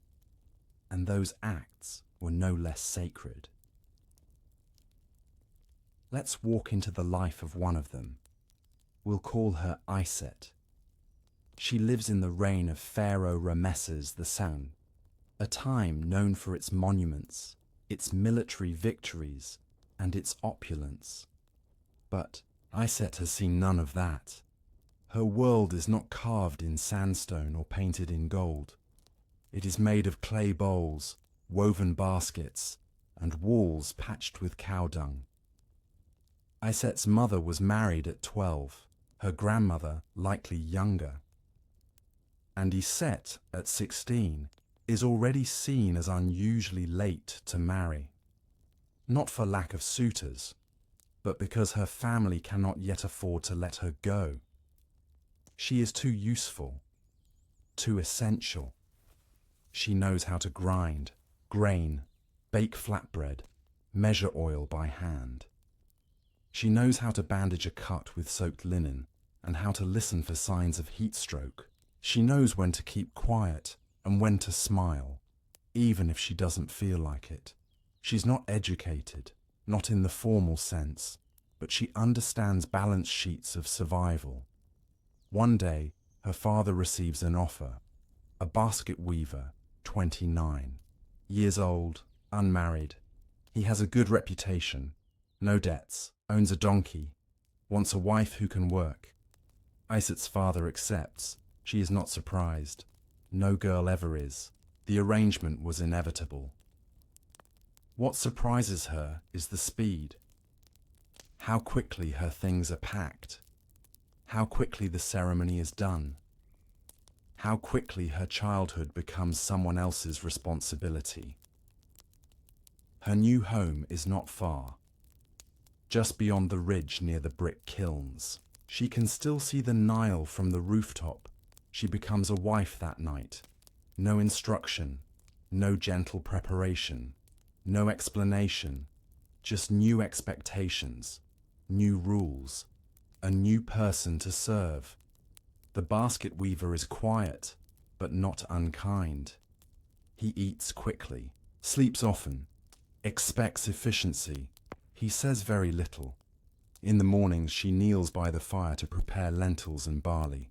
She stirs with the back of a spoon, watching the steam rise, thinking of her sister, wondering who's braiding her hair now. Within a year, Iset is pregnant. The pregnancy is not easy. There's swelling in her feet, pain in her side. The midwife says to rest more. But there's no such thing as rest in her world. She carries water. She lifts baskets. She kneads dough. In her final month, she wakes every night from cramps. She chews dry lotus root to help with the pain. The labor takes hours, then days. When the baby is finally born, a girl, Iset feels a deep and sudden ache, not from the tearing, but from the knowledge of what she's given this child. Another girl, another body the world will expect too much from. She doesn't cry, she doesn't celebrate. She just holds the child and stares. She names her Daddy, a name from her grandmother's. Line, the child survives. For now, but survival is never guaranteed. Many girls in Egypt died before age 5, from infections, fevers, bites, malnutrition. Medicine was limited, and magical incantations only helped so much. Salt could only draw out so much poison. Honey could only seal so many wounds. Still, Dedi grows. She learns early how to sit quietly while her mother works, how to move out of the way, how to answer only when spoken to. She learns that laughter is for brothers, that running is unladylike, that play is a luxury. And Iset, still young herself, watches her daughter slowly enter the same life she once had. But this time, from the outside, and something shifts in her. She begins to speak more gently, to save bits of date for her daughter, to braid her hair with extra care, to hum to her during naps. These are not revolutionary acts. They won't change the system, but they are resistance in a quiet form. Because in a world where girls are expected to serve, love itself becomes defiance. And through these small gestures, a mother whispers what she cannot say aloud. You matter. You are more than what they expect from you. I see you. These are lessons that aren't written down, but they are remembered, passed on. And this is how strength moved through generations of Egyptian women, not in grand speeches, but in looks, in hands, in breath. Let's look now briefly at the rare women whose names we still know. Hatshepsut, the great female pharaoh, who dressed like a man to claim the throne. Nefertari, beloved wife of Rameses, buried in one of the most beautiful tombs in the Valley of the Queens. Meritptah, perhaps the first named female physician in history, but they were anomalies, outliers. The real story of girls in ancient Egypt is told not by queens, but by those whose names were never carved. The bread bakers, the water carriers, the daughters who kept the family together after mothers died. Their stories live in worn sandals, in grindstones smoothed by decades, in jars mended with pitch. They lived in kitchens and alleys and courtyards, not in palaces. They were not remembered with songs, but they endured. And in their endurance, they became something far greater than monuments. They became the invisible foundation of Egyptian life, because without them, nothing worked, nothing grew, nothing survived.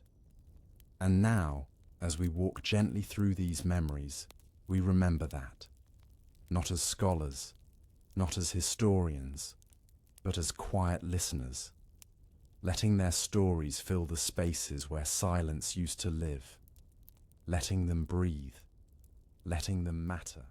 The sun over Thebes is relentless. Even in the early morning, the light strikes everything flat and hard, draining color from the stone and air from the lungs. In the cramped quarters behind the marketplace, it is already sweltering. The scent of sweat, dates, and dried fish hangs heavy in the breeze.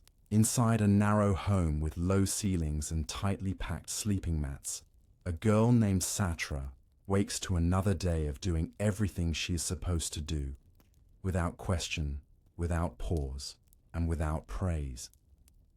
She is 15, the second of 4 daughters. Her brother, the only son, is 6, and already treated like a little god. He is being taught to read by a neighbor's son, to write a few symbols, to chant the names of the pharaohs. She is not allowed to join. She is told to fetch water instead. This, too, is tradition. While boys were apprenticed to scribes or craftsmen, girls were apprenticed to labor, to housework, to child rearing, to silence. The records from ancient Egypt, on papyri and limestone shards, in tombs and temples, speak often of the virtue of silence in women. One such saying, taken from a wisdom text of the period, reads, "A woman's mouth should not be loud in the house." Another says, "A woman who knows her place is more beautiful than a lotus." And so, girls like Satra learned that to be loud was to be shameful. To ask questions was to be rude. To be noticed was to be dangerous. This expectation was reinforced not just in households, but in law and religion. While there were no strict laws forbidding women from owning land or managing finances, indeed, some elite women did, those rights were often theoretical. In practice, a girl's ability to do anything outside the home was determined entirely by the men around her. Her father, her husband, her sons. If those men allowed it, she could participate. If they didn't, she couldn't. There was no appeal process, no court for complaints, no path for rebellion that didn't end in ruin. Let's return to Satra. Today, her father's cousin is visiting. He is a widow, recently remarried, looking for another girl to help in his household, someone who can care for his aging mother and his new wife's child.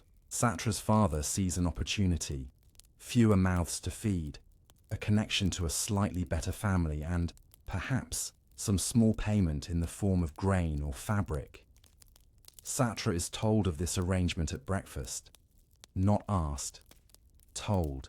She nods. She feels the familiar twist in her stomach, the one that has no name but has become part of her. It is not fear exactly, not dread, just a quiet folding of hope, packed away where it won't get in the way. She leaves the next morning. There is no farewell ceremony, no procession, no goodbyes beyond a brief hug from her younger sister. She walks with the cousin, carrying a bundle of clothes, a cooking knife wrapped in cloth, and the comb her grandmother gave her. Her new home is different, bigger, quieter, filled with expectations. She scrubs floors, tends to a colicky toddler, listens to the old woman complain about the heat. Her hands chap from washing linen in river water. Her back aches from lifting clay jars. There is no end to the tasks and no one to thank her. At night, she sits alone and watches the fire burn low. She listens to the noises of the house, the creak of wood, the shifting of mats, the wheeze of sleep. And sometimes, if she is very quiet, she can hear herself breathing. That is the only sound she truly owns. In the wealthier households, girls fared better, or so it seemed. They had nicer clothing, sandals instead of bare feet, coal-lined eyes, and jewelry of faience beads. They learned music, how to pour wine, how to sit with a straight back and smile at guests. But they too were being trained, not for freedom, but for display. They were ornaments of their family's status, destined to become the property of another house. Marriage, again, was the goal. A good match, a proper dowry, a future in which their opinions would be considered only if they reinforced someone else's. And when these wealthier girls fell ill, or failed to produce children, they were quietly removed from stories, tucked away in the corners of history. If they succeeded in their roles, they were remembered as faithful wife of X or mother of Y. Their own names faded beneath those of the men they served. This erasure was not violent. It was quiet. And that's what made it so effective. Even in death, girls were marginalized. Men were buried with their titles. Scribe of the royal granary, commander of the southern armies, overseer of the boatmen. Women, even those of status, were usually buried with titles like mistress of the house, which sounds like authority until you realize it meant they were in charge of household goods, not decisions. But not every woman vanished. A few left marks. Some scratched their names on tomb walls. Others left graffiti near temples, small prayers, asking for health or children or forgiveness. These fragments survive, barely. And in them, we hear their voices, thin, cracking, but real. One says, I Satya, wife of Pema, ask the gods for justice. He has wronged me. Another says, let the goddess protect my daughter. She is all I have left. These are not stories of queens, not proclamations of power, just raw, small truths. Back in the narrow alleys of Memphis and Thebes, girls continued their lives in long, unbroken lines. They baked, they sewed, they bled, they bore children, they died early, and all the while they passed down wisdom in whispers. How to soothe burns with goat fat, how to mend torn linen without it showing, how to hide pain until the door closes behind you.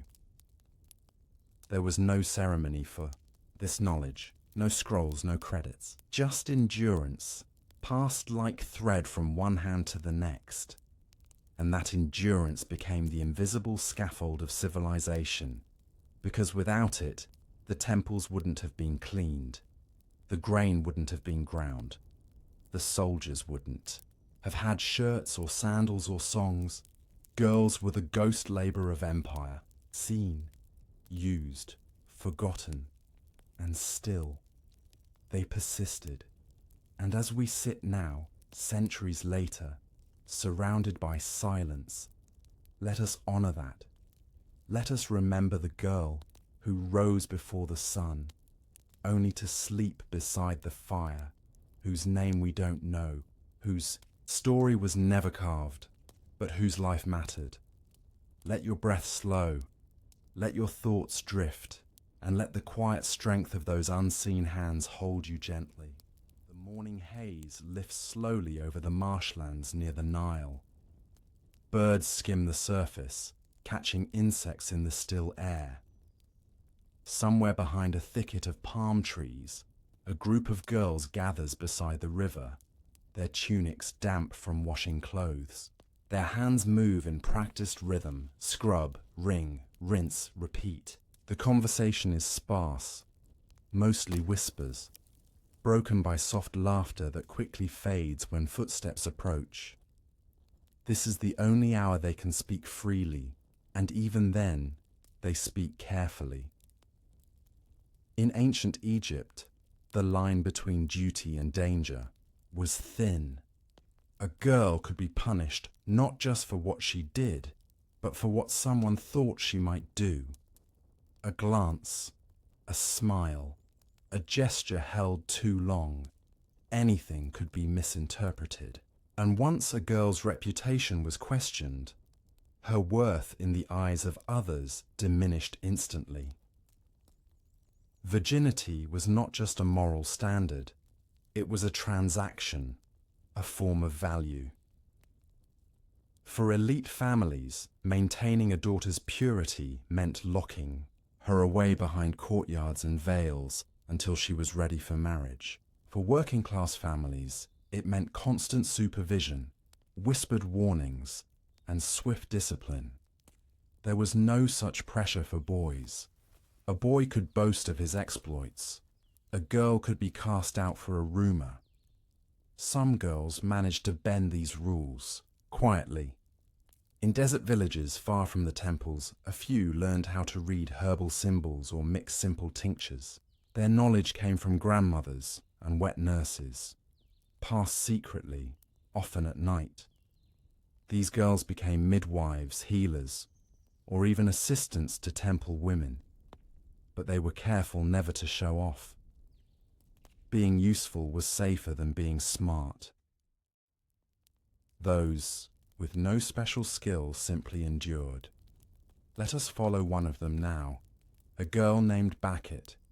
She was born in a cattle herding community near the city of Abydos. Her father managed a small herd for a local estate, and her mother wove mats to sell in the city square. Bakit had 3 siblings, but she, as the eldest daughter, bore the brunt of the household labor. She fetched water. She cleaned dung from the animal pens. She watched her younger siblings, even when she was still a child herself. She was never sent to school. There was no need, her father said. Yet she was observant. She knew how to track the river's moods. She could sense storms. From the way frogs croaked at dusk, she remembered the order of stars in the sky. Still, this knowledge had no name, no status. When she was 12, she began her first bleeding. There was no celebration, only a quiet conversation with her mother, who handed her a stack of old linen and said, "Keep it hidden." That was the end of childhood. Now she was a woman. That meant avoiding certain men. It meant covering her shoulders. It meant being blamed for things she couldn't control. Once, while carrying reeds back from the fields, a group of boys jeered at her. She looked away, said nothing, but later, one of the boys told others that she had smiled at him. The story grew. Her mother slapped her. Her father refused to speak to her for days. No one asked what had really happened. Because girls were not expected to have their own truths, only to reflect the expectations of others. Beckett remained in her home, but her name was no longer spoken kindly in the community.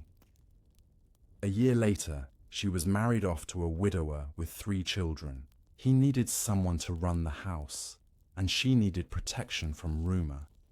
That's how many marriages began, not with love or even necessity, but with damage control. Beckett moved into the man's home and learned to raise children who weren't hers. She did not speak much. She did not complain. But inside, she built a small world of memory. She remembered the frogs, the reeds, the stars. She whispered their names to herself when no one was listening, and in that private naming, she remembered who she had been before the world pressed her into shape.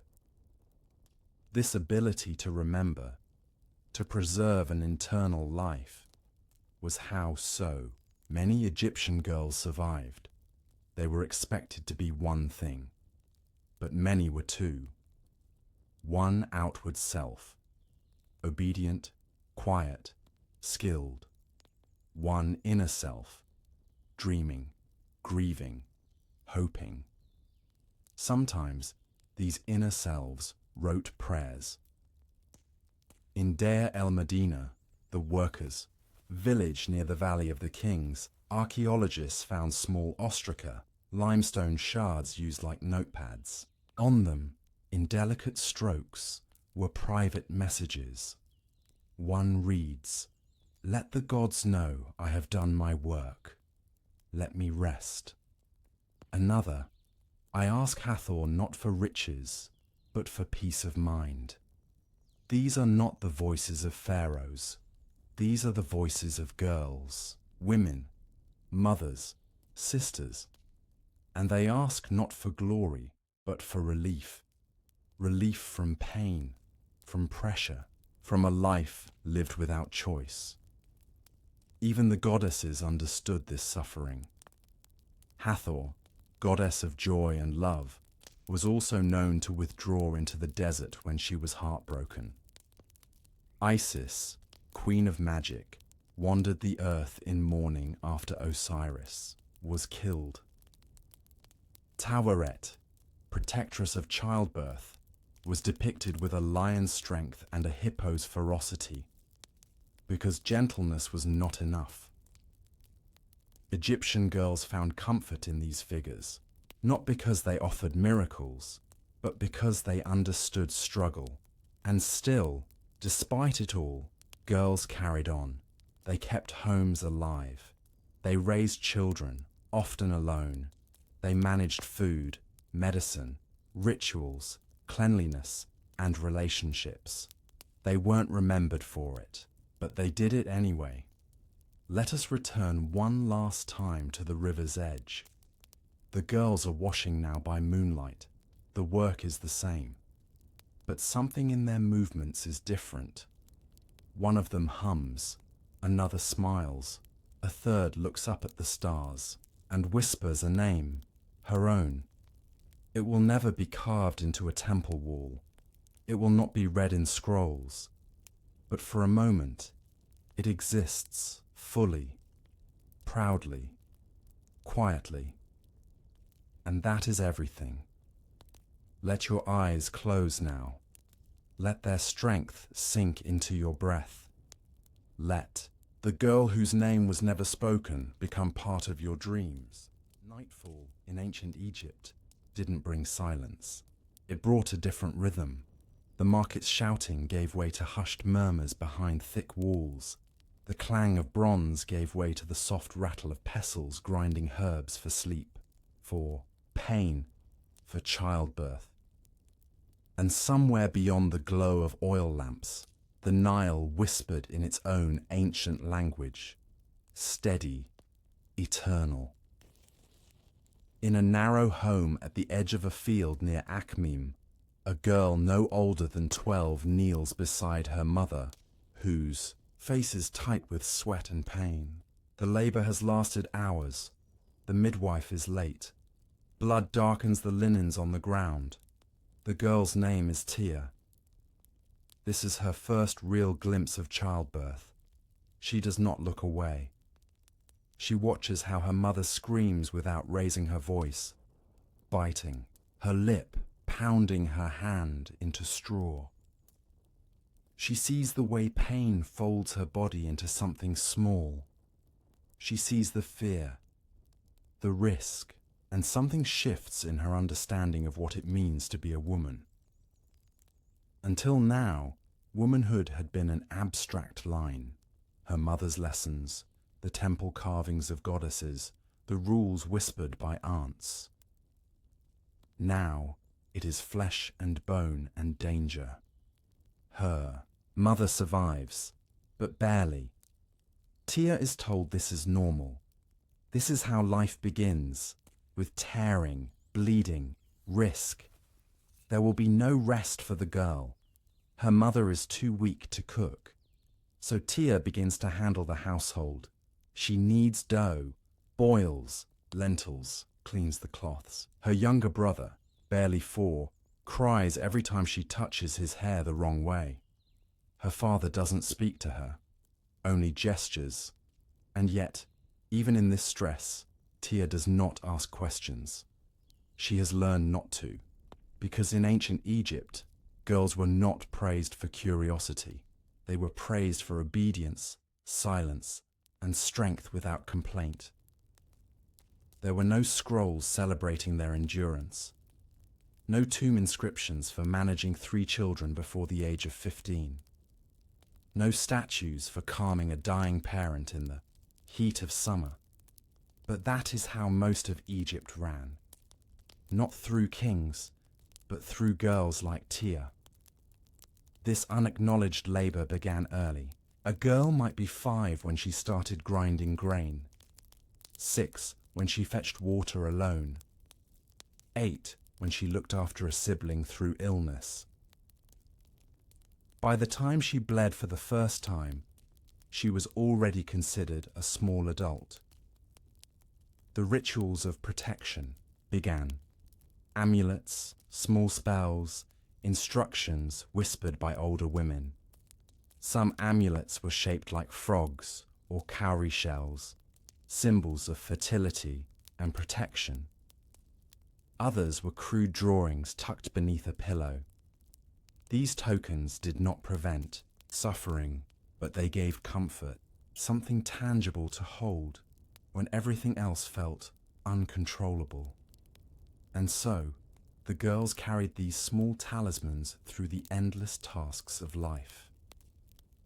One girl, Merit, worked as an apprentice to her aunt, who was a healer. Every morning, they walked through fields to gather plants, henna, mint, garlic, frankincense. Merit learned which roots to chew for stomach aches and which resins to burn for bad dreams. But even as she gained this knowledge, she knew her fate was not freedom. It was servitude of another kind, wife, mother, caretaker, until death. She would pass on what she knew to her daughters, and they too would live within the same slow, grinding loop.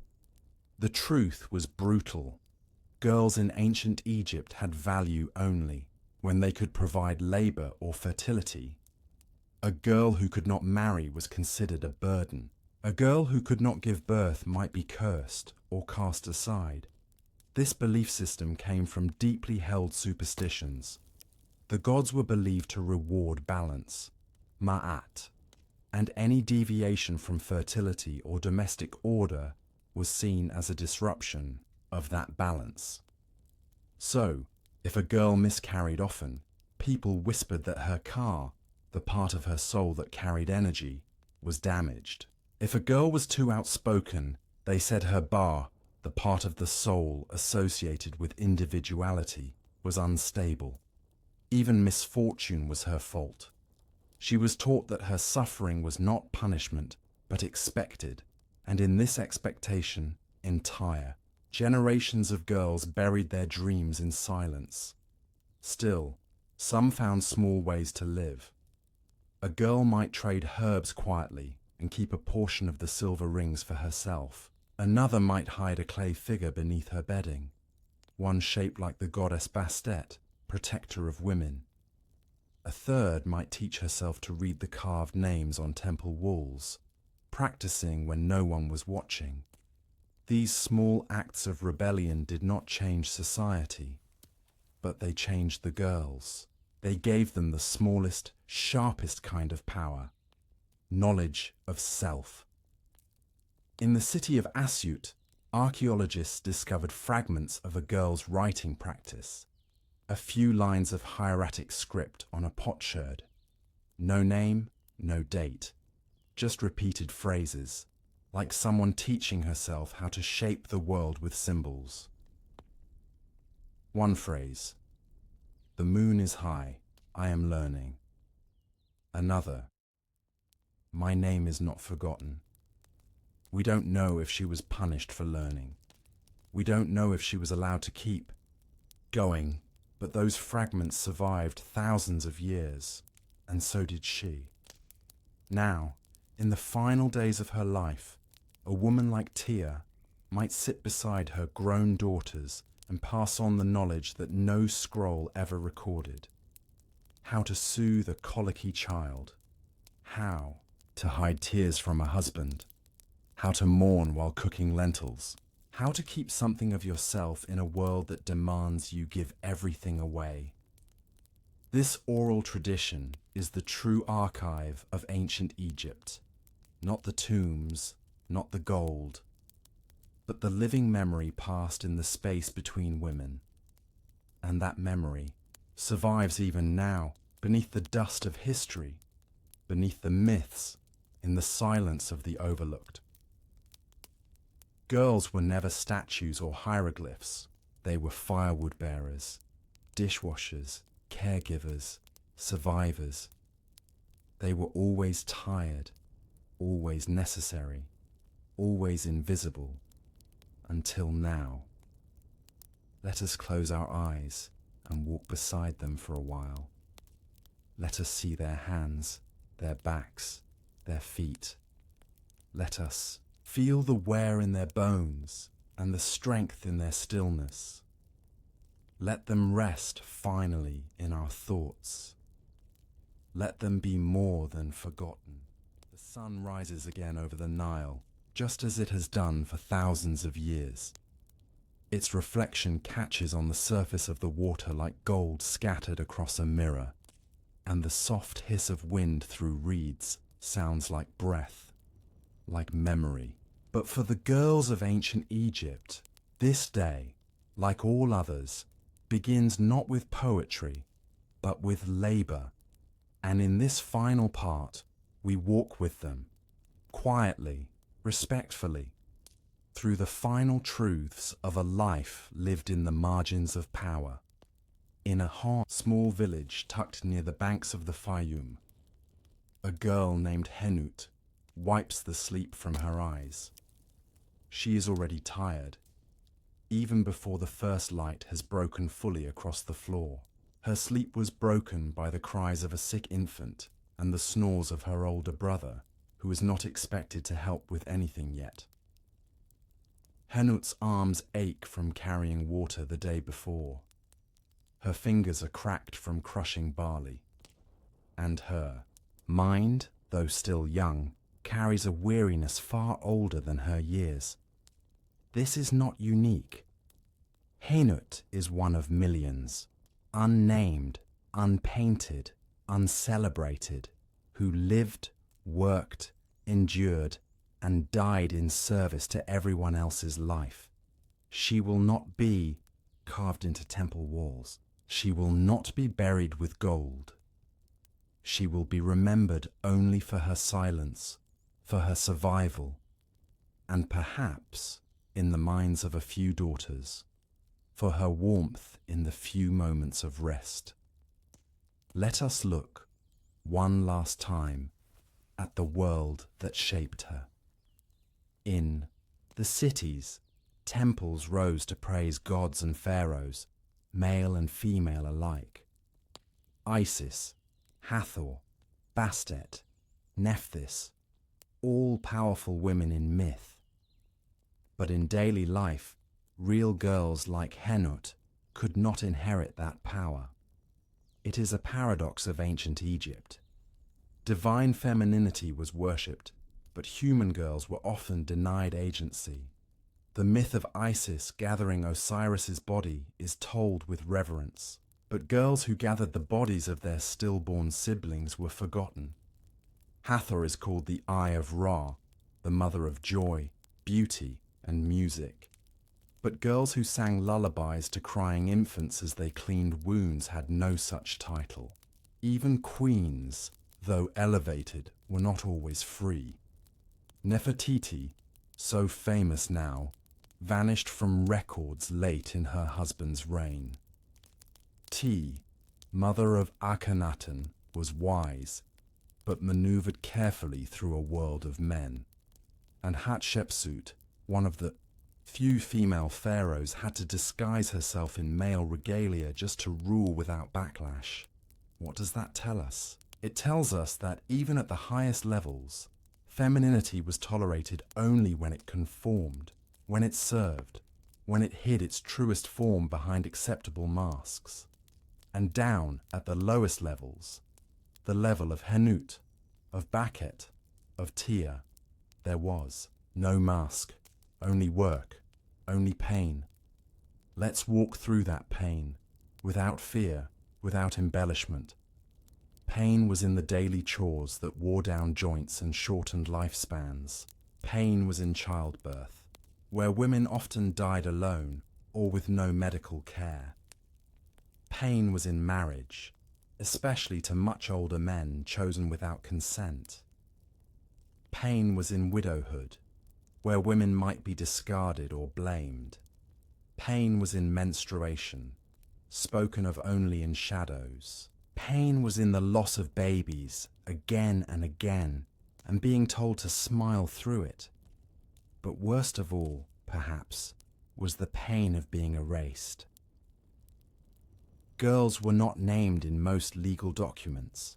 They were not listed in temple donation records. They were not painted as scholars, artists, or officials. Even in death, tombs listed wives only as beloved of X or mother of Y. Their own identities existed only in relation to men.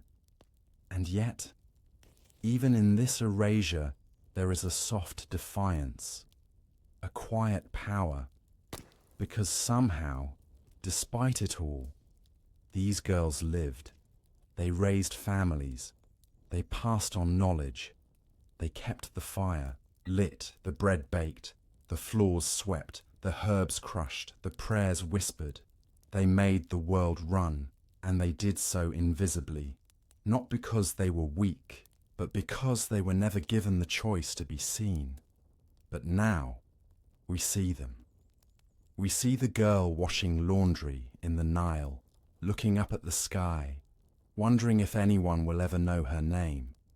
We see the girl bandaging her mother's hands after too much work, hiding tears because she's been told tears are shameful. We see the girl who dared to write, to learn, to hope, even if she had to hide it in the hem of her robe. We see the midwives who whispered comfort, the daughters who stayed behind when their brothers were sent to learn, the young mothers who died nameless and left behind children who would never know their softness. We see them now, and in seeing them, we give them back what time tried to take: their dignity, their labor, their stories. Let us end this journey not with sorrow, but with acknowledgement. The truth is that life as a girl in ancient Egypt was not always brutal. There were moments of laughter. There was beauty in rituals, in dance, in friendships formed while grinding flour or sewing linen. There were good mothers. There were kind sisters. There were flashes of joy. But the weight they carried was real. The injustice was real. The silence was real. Now, in the stillness of this final part, let your breathing slow. Let their voices come to you, not loud, not angry, but steady, like the river they were born beside. And let this be the story that holds you tonight. The story of millions of unnamed girls whose lives shaped the foundation of a civilization. They were never pharaohs. They never ruled armies. They rarely chose their path, but they endured. And that is a power greater than any crown. Close your eyes now. Let their memory be your calm.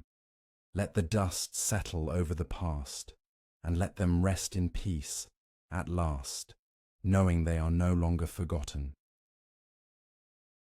Good night.